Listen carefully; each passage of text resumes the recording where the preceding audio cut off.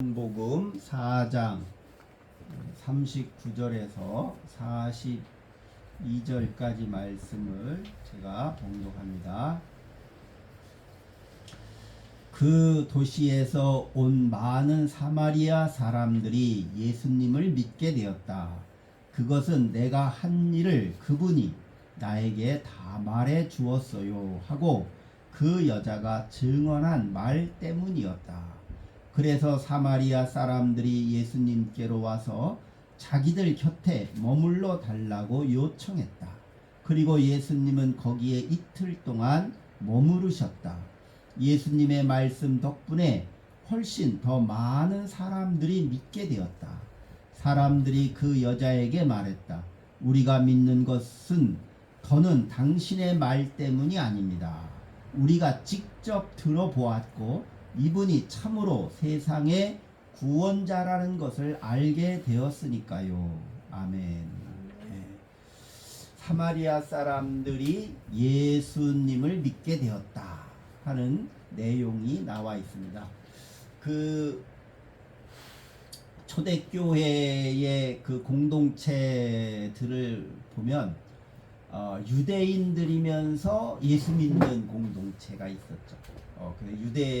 유대인들의 기독교 교회 공동체인데, 이제 예를 들어서 마태복음 그러면 마태복음에 나타나 있는 그 마태 공동체들은 거의 다 유대인이죠. 그래서 그 유대인들에게 예수님이 메시아라는 것을 설득을 해야 되니까 마태복음 1장이 예수님의 족보가 나오는 거예요. 족보. 그래서 다윗의 자손에게서 메시아가 탄생할 것이라는 그 예언이 성취되었다 하는 것을 유대인들에게 설득하기 위해서 그 족보를 쭉 나열을 한 거예요. 그거는 마태복음 공동체에서는 유대인 중에 그리스도인이 많았기 때문에, 그리고 유대인 중심의 기독교 공동체라서 그런 마태복음의 내용이 쓰여질 수밖에 없는 거죠. 또 누가복음의 공동체는 이방인들이 많아서 그 이방인들에게 맞게 복음서를 쓴 거예요. 또 마가복음은 유대인과 디아스포라 이렇게 뜨내기 사람들, 그러니까 잠시 이렇게 왔다 갔다 하고 아주 하층민들, 그런 오클로스라고 말하는 헬라어의 라오스를 원래 평민이라고 해요. 평민. 라오스라는 단어가 일반인, 평민이라는 뜻인데, 좀 이렇게 뜨내기들, 좀 하층민들을 지칭할 때는 헬라어로 오클로스라는 단어를 썼어요. 그래서 마가복음에는 오클로스라는 말이 많이 나와요. 그 즉 계급적으로 낮은 사람들 중심으로 교회가 모입니다. 그 사람들은 주로 뜨내기들, 그런 사람들이 모여서 마가복음 공동체에서는 예수님을 아주 이렇게 민중의 구원자, 우리들의 친구, 이렇게 인정받지 못하는 사람들의 친구인 예수를 증거하는 그런 교회의 공동체의 특성을 가지고 있는 거죠. 그럼 요한복음 공동체는 어떤 사람들이 많이 모였을까? 그 요한복음 공동체는 유대인 공동체도 많이 모였고 하층민들도 있었고 특별히 사마리아인 중에 사람들이 아마 있었던 거예요. 그래서 다른 복음서에는 사마리아 여인의 이야기가 없어요. 근데 요한복음에만 있어요. 그리고 오늘 본문에도 사마리아 사람들이 예수를 믿었다 그렇게 나와요. 많이 믿었다. 그러면 요한복음을 읽었던 그 교회 공동체에 사마리아 사람들이 많이 있었다. 그래서 바울이 이제 복음을 전하고 바울 서신들에 보면 뭐 영지주의자들을 조심하라, 적그리스도를 조심하라, 거짓 그리스도 그런 사람들을 조심해라, 뭐 이런 내용들이 많이 나오는데 이방인들에게 복음을 전해야 될 사명이 나에게 있고, 예수님은 이방인들에게 복음을 전했고 그들을 사랑하셨다라는 그 내용들이 바울 서신에 잘 나오잖아요. 근데 그 이방인들 중에 사마리아인들이 포함되었다고 볼 수가 있어요. 왜 그러냐면 그 바울이 개척하는 교회들이 소아시아 지역인데, 이 예루살렘 부근뿐만 아니라 그 이스라엘 쪽에 있는 많은 사마리아인들이 이 소아시아 쪽에도 많이 갔어요. 왜냐면 사마리아가 점령을 당하면서 사마리아 사람들이 유대인들이 배척했기 때문에 사마리아 사람들은 먹고 살기가 참 힘들었어요. 인정도 안 해주죠. 그리고 사마리아 사람들이 장사를 해야 되는데 사마리아 사람들의 물건은 사지도 않는 거예요. 유대인들이 말도 안 섞는데 물건을 사겠어요? 안 사죠.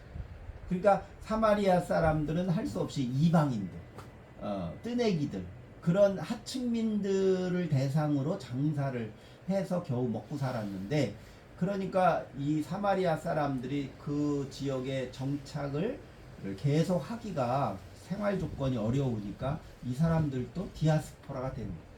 뜨내기, 나그네가 된 거예요. 그래도 이제 원주민들은 있었죠. 그래서 이 사마리아 원주민 중에 한 여인이 바로 이 수가성에 있는 이 우물가에 등장하는 이 여인이에요. 그래서 이 여인을 통해서 사마리아 사람들이 예수를 많이 믿었다, 그렇게 기록이 된 거예요. 그러니까 유대 공동체에 사마리아 출신이 많이 있었다라고 볼 수가 있죠. 그러면 요한복음은 후대세에 쓰여졌으니까 아마도 이 사마리아 사람들에 대해서 마테마가 누가 이런 데서는 그렇게 중요하게 다루진 않았지만, 요한복음이 아주 중요하게 다뤘다는 것은 이 사마리아 사람들이 초대교회 공동체에 생각보다는 많이 이렇게 들어오기 시작을 했었다고 우리가 추측할 수가 있습니다. 그래서 요한복음은 이렇게 유대인들이 배척한 사람들까지도 우리 요한복음 공동체는 다 받아들이고 환대한 것을 알 수가 있습니다. 그러한 교회의 모습을 우리가 요한복음에서 찾으면서 오늘날 우리 21세기의 그리스도교는, 또 교회는 이 요한복음 공동체처럼 이렇게 사회에서 혐오하고 편견을 내뱉는 이런 자들에 대해서 환대하고, 우리 교회 공동체에서만큼은 그렇게 인종차별이나 남녀차별이나 이런 걸 하면 안 된다는 것을 강조했다고 볼 수 있어요. 또 여기 이 사마리아 여인은 그 전에도 그 전에 나오지만, 예수님의 지난주 우리가 얘기했듯이 예수님의 제자들은 먹는 거에 관심 있고 어떻게 하면 빨리 이 수가성을 떠나야 될까? 왜? 사마리아 지역 빨리 이 수가성을 떠나야 돼. 왜? 그들은 유대인이죠. 오직 그 생각만 하고 있었는데, 예수님은 그 제자들의 생각이나 그들 제자들의 요청을 거절한 거예요. 그 얘기는 요한복음 공동체는 유대인 중심의 그런 교회 공동체를 거부한 거예요. 그리고 이방인을 환대를 합니다. 그리고 이 사마리아 여인에 대해서는 예수의 제자들보다 더 중요한 사명을 감당한 역할을 한 여인으로 등장시키잖아요, 요한복음. 그래서 이제 초대교회에서 예수님이 12명을 제자로 뽑았는데 다 남자만 뽑았잖아요. 여자는 안 뽑고. 근데 12명을 왜 뽑았는데 나중에 가룟 유다가 죽고 나서 마띠아를 한 명을 더 뽑아서 꼭 12를 꼭 채웠잖아요. 그건 뭐예요? 구약의 12지파를 상징적으로 해서 하나님이 아브라함의 자손을 통해서 그 12지파를 통해서 하나님의 구원의 나라, 하나님이 그 통치하는 이스라엘의 나라를 이루시는 것이 하나님의 뜻이다라고 생각한 유대인들에게는 그 12지파가 중요한 거예요. 그와 같이 이제 예수님이 우리에게 오셔서 하나님의 아들이 우리에게 오셔서 이 세상을 이스라엘이 아니라 이 세상의 복음을 땅끝까지 증거해야 될 사명을 가진 자들을 12명을 세워야 된다고 이 초대교회 공동체 지도자들 중에 유대인들이 그렇게 생각을 한 거죠. 그러니까 구약에 12지파가 있듯이 신약 이 교회 공동체에도 12의 제자가 있어야 된다.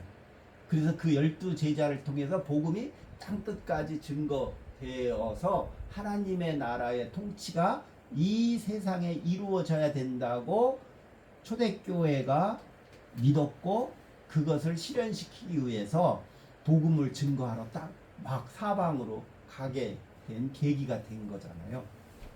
그러면 예수님이 직접 12명을 부를 때 나를 따라오라 갈릴리에서 할 때 그 남자들 12명을 자기 야고보 형제 자기 형제를 포함해서 예수님이 12명을 딱 이렇게 지명을 했다고 성경에 그렇게 나와 있네. 그렇게 우리 교회에서 가르치잖아요.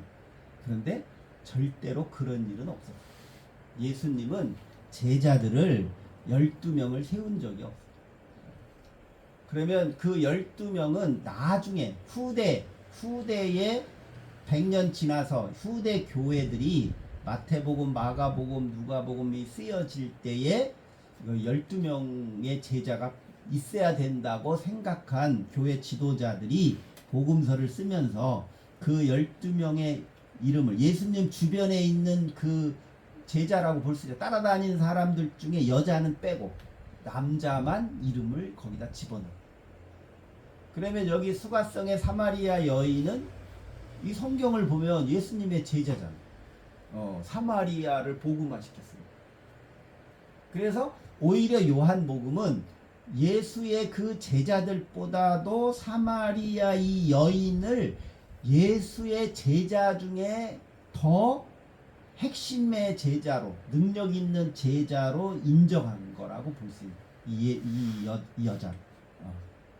그래서 요한복음 공동체에서는 이 여자의 사마리아 이 여자의 영향력이 상당히 있었다고 추측할 수 있죠.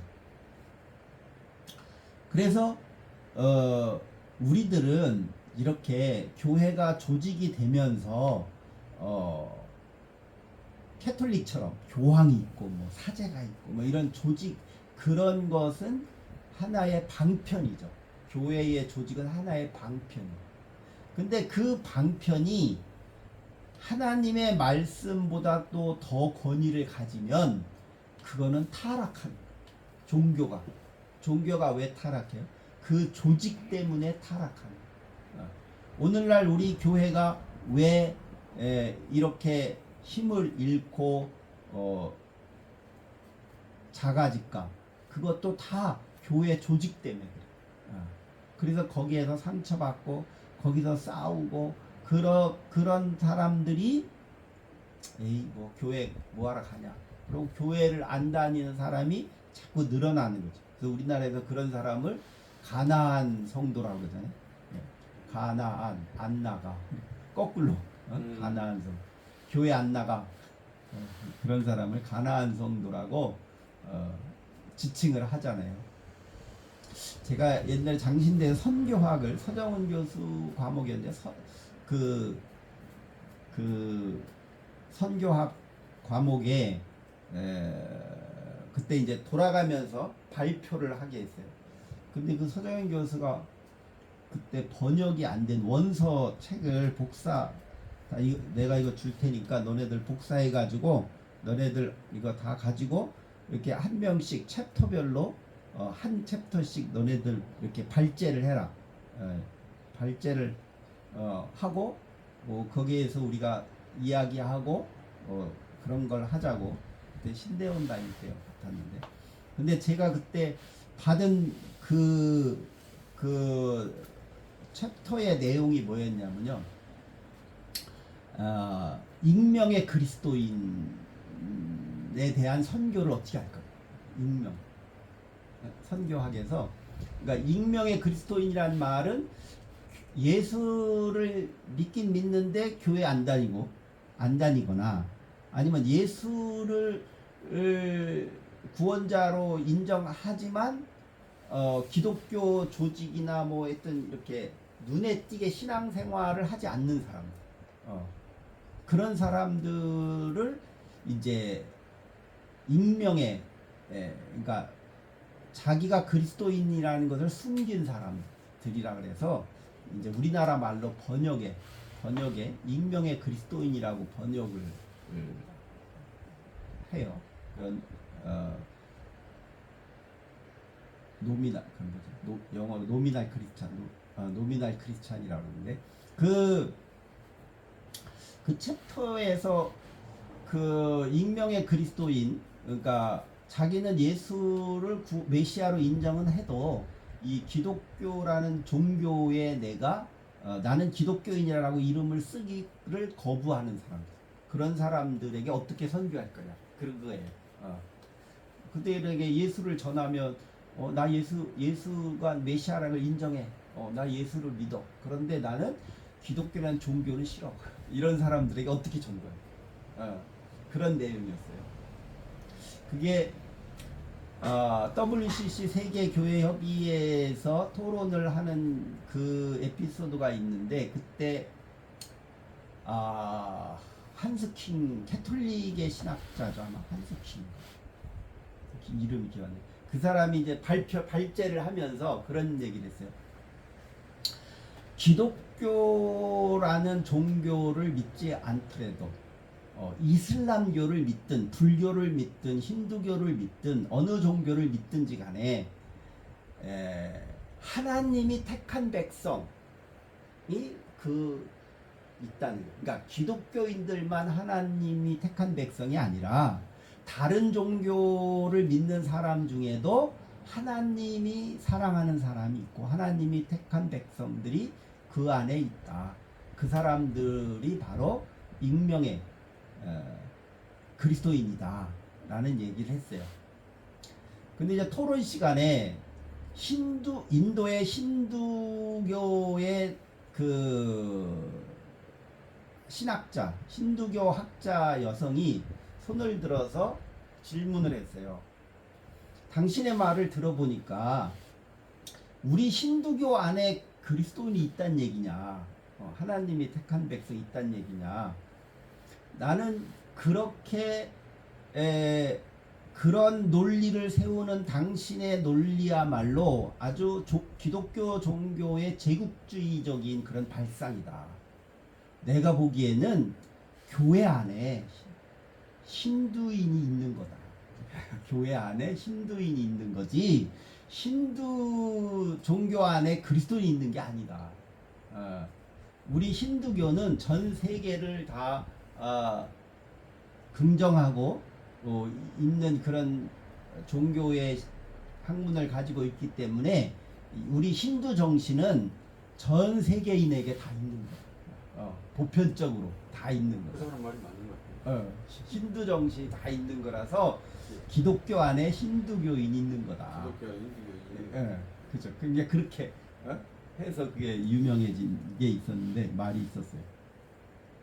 이렇게 초대교회는 처음에 타종교인이든 뭐 다른 종족이든 간에 또 계층이 높은 사람이든 낮은 사람이든 간에 초대교회에서는 그 사람들을 환대하고 포용하려고 되게 노력을 했어요.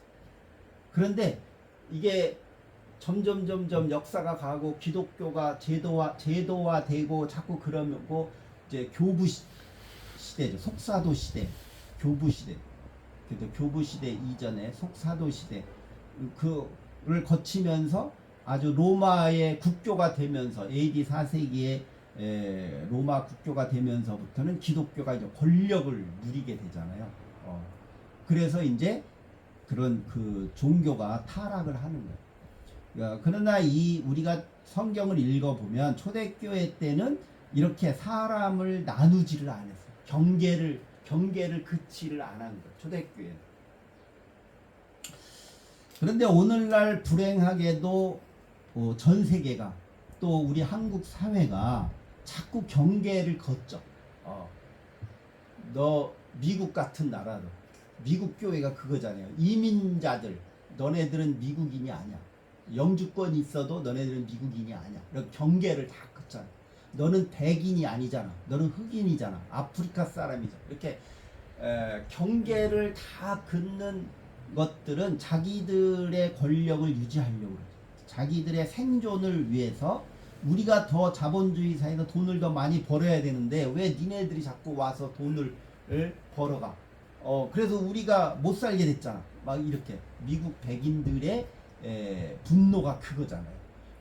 자꾸 이주민들을 받아들여 가지고 우리 백인들이 잘 먹고 잘 살았는데 이 백인들이 점점 못 살게 됐잖아.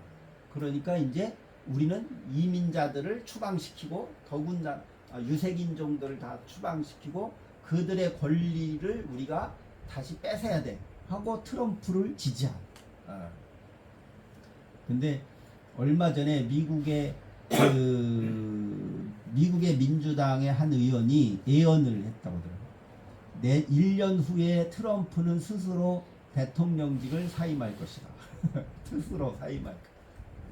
이유는 11월 달에 있는 중간 선거에서 공화당이 패배하고 트럼프가 할 수 있는 일이 없게 될 것이다. 그러니까 자기 권력을 행사하기가 어려워질 것이다. 그래서 타협안으로 내가 대통령 그만둘 테니까 나를 감옥에 가두지 마라 하고 민주당한테 아마 협상할 것이다. 그리고 권력을 민주당에다 넘겨줄 것이다. 뭐 그런 얘기를 했다는데 뭐 그 사람 생각인지 그렇게 될지 우리 모르죠.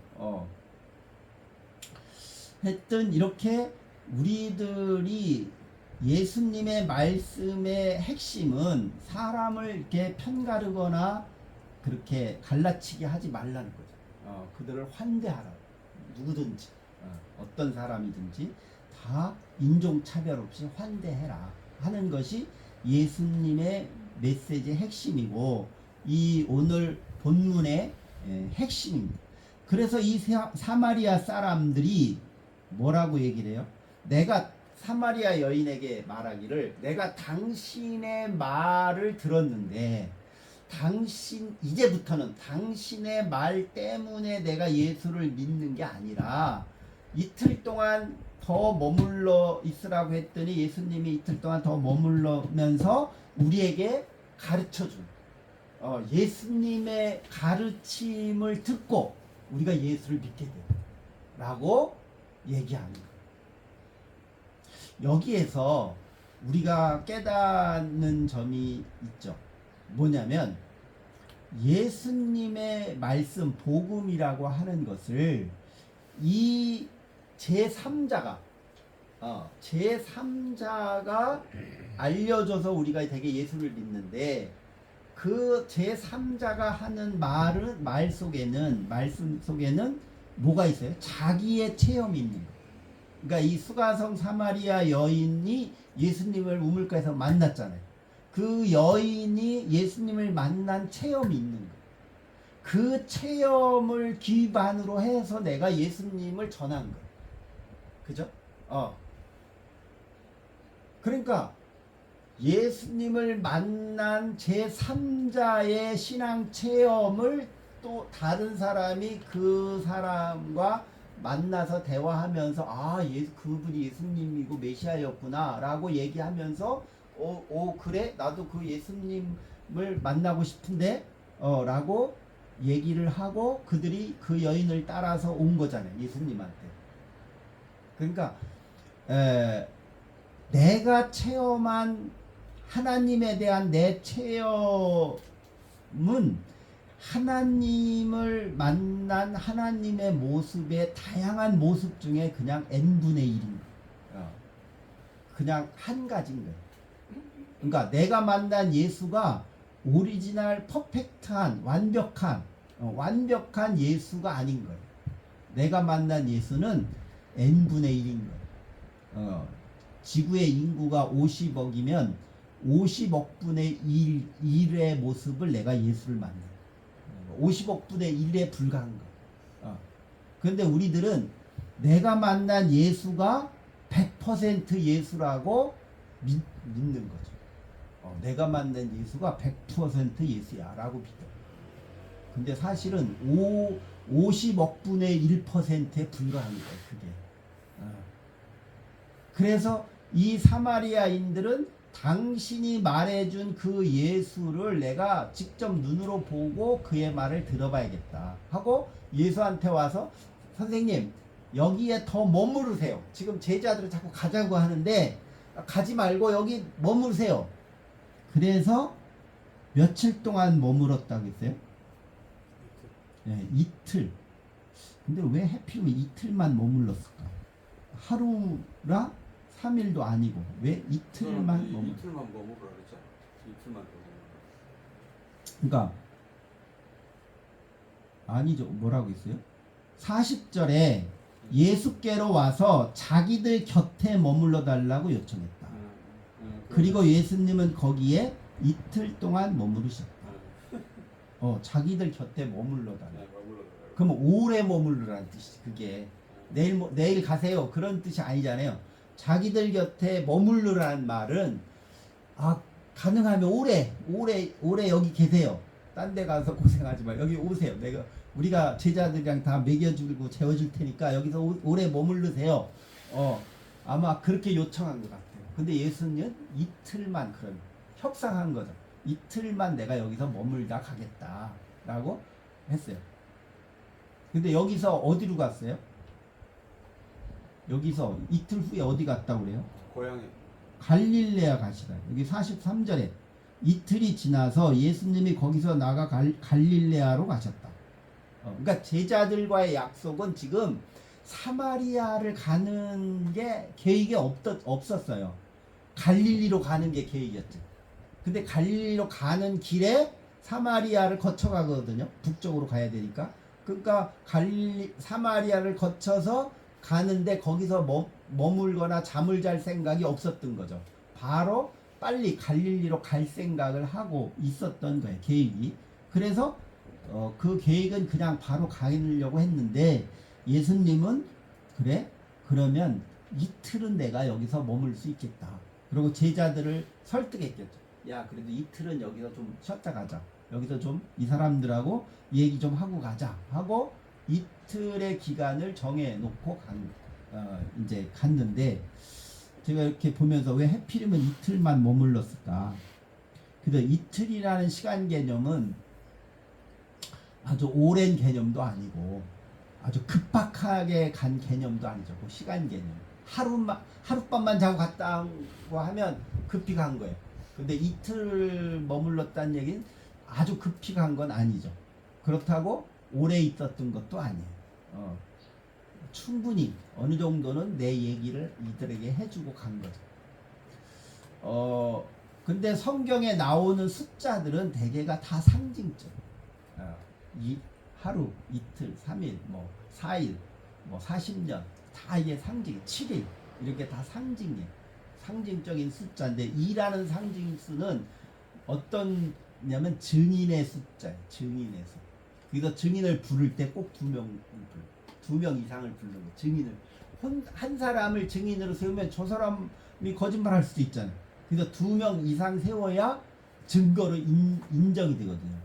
그래서 되게 이제 2라는 숫자는 두 사람의 숫자는 되게 증인의 숫자인데 이틀 동안 머물렀다라고 말하는 것을 요한복음이 이틀을 기록한 것 중에 하나는 아마 의도적으로 예수님의 말씀을 증언한 것에 대한 확실한 증인들이 사마리아 사람에게 있다는 것을 강조하려고 예수님이 머물러서 복음을 전했다는 것을 확실하게 하기 위해서 이 증인의 숫자인 2를 썼을 수도 있겠다라고 우리가 추측할 수도 있어요. 그 얘기는 뭐예요? 요한복음 공동체에 주로 유대인이 많죠. 유대인 그리스도인이 더 많았어요. 이 당시에도. 근데 이제 디아스포라들도 오고 사마리아 사람도 왔는데 사마리아 사람들이 많진 않았겠죠. 그 사마리아 사람들이 말하기를 우리 예수님이 사마리아에 들려가지고 수가성의 한 여인에게 말했고 우리 사마리아인들이 요청해서 예수님이 우리에게 직접 얘기해줬어. 복음을 얘기해줬어. 우리 엄마 우리 아빠들이 다 알고 있어.